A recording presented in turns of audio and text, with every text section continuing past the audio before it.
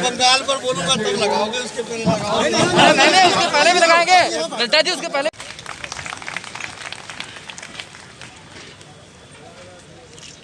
इस जनपद के माननीय जिला अध्यक्ष जी से भी आग्रह है कि माननीय राष्ट्रीय अध्यक्ष जी का स्वागत करने की। साइड में जाइएगा, थोड़ा इधर, ऐसे ऐसे ऐसे।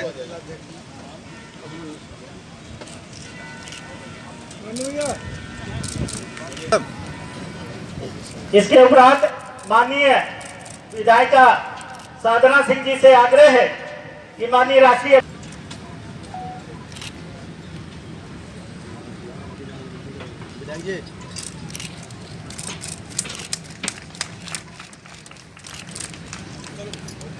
आग्रह है कि हम सभी कार्यकर्ताओं का आग्रह करें, मार्गदर्शन करें।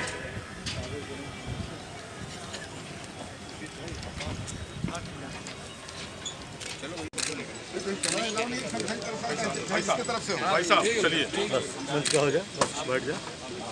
मंच कर लें, तुरंत निकल जाएंगे। मंच का हो जाए, मंच खुल हो जाए। अरे और वंदे मातरम के समय सभी लोग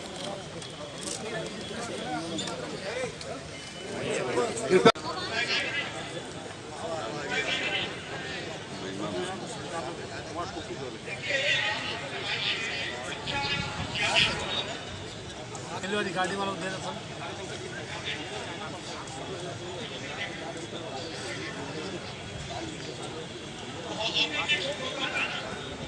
अरे आराम से, पहले आप रिलैक्स,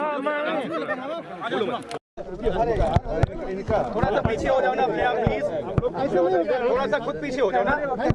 आज मुझे दीनदयाल जी के पुण्य स्थली, स्मृति स्थली पर आने का सौभाग्य प्राप्त हुआ और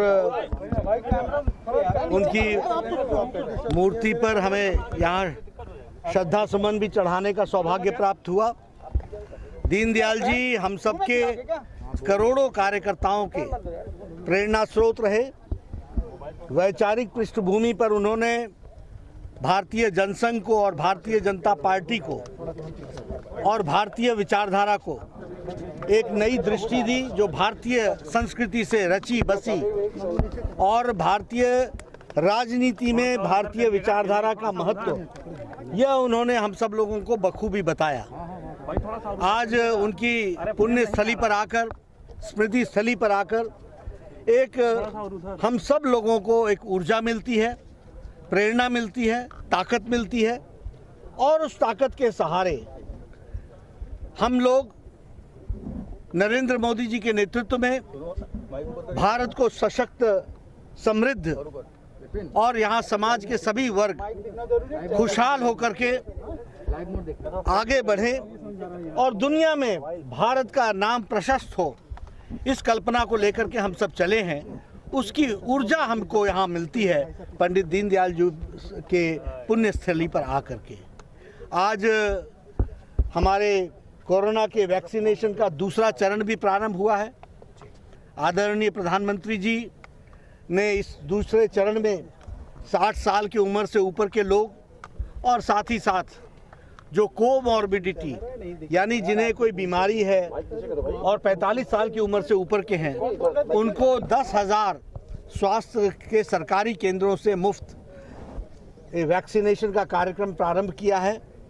भारतीय जनता पार्टी इस बात के लिए प्रधानमंत्री जी की धन्यवादी है कि कोरोना काल में भी उन्होंने, उनके नेतृत्व में 130 करोड़ देश को उन्होंने इस संक्रमण से बचाने में सफल नेतृत्व भी दिया है और साथ ही साथ हमारे उद्यमियों को प्रेरित करके, प्रोत्साहित करके पीपीई किट से लेकर के टेस्टिंग लेबोरेटरी से लेकर के कोविड हॉस्पिटल से लेकर के कोविड वॉरियर से लेकर के सब लोगों को उन्होंने प्रोत्साहन दिया।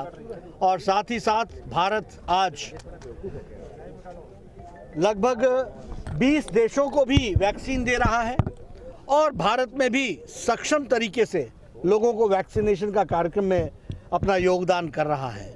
हमें पूरा विश्वास है कि मोदी जी के नेतृत्व में कोरोना संक्रमण से लड़ने में जो सफलता मिली है उसको हम अग्रसर रखेंगे और भारतीय जनता पार्टी के करोड़ों कार्यकर्ता उनके बताए रास्ते पर चलते हुए, पार्टी को मजबूती देते हुए और पार्टी की मजबूती समाज कल्याण में लगाते हुए हम आगे बढ़ेंगे और साथ ही साथ इस कोरोना संक्रमण को भी हम अच्छे से लड़ पाएंगे, यही मुझे कहना है। डॉक्टर साहब, आज प्रधानमंत्री नरेंद्र मोदी जी ने वैक्सीन लगवाई है, उसको लेकर के तमाम विवाद भी होते रहे कि क्यों नहीं वैक्सीन लगवाए हैं और उनको पहले लगवाना चाहिए। तो आज वैक्सीन लगी है 1 मार्च को, इस पर क्या प्रतिक्रिया है? देखिए, श्री नरेंद्र मोदी जी दिल से इस देश के प्रधानमंत्री तो हैं, लेकिन दिल से वो प्रधान सेवक के रूप में काम करते हैं। पुनः इस बात को आपके सामने लाना चाहूँगा कि जो उनका प्रधान सेवक का भाव है वो देश और दुनिया ने देखा कि प्रधान सेवक के भाव से उन्होंने सबसे पहले चिकित्सा क्षेत्र के कोरोना वॉरियर्स, फिर फ्रंट लाइन कोरोना वॉरियर्स को, ऐसे जो आम जन को रिप्रेजेंट करते हैं उनको वैक्सीनेशन के बाद आम जन की तरह जब निर्धारित किया तब वैक्सीनेशन लिया। वह इस अभियान में भी प्रेरणा पुरुष की तरह काम किया। विपक्ष जिस तरह से हमलावर था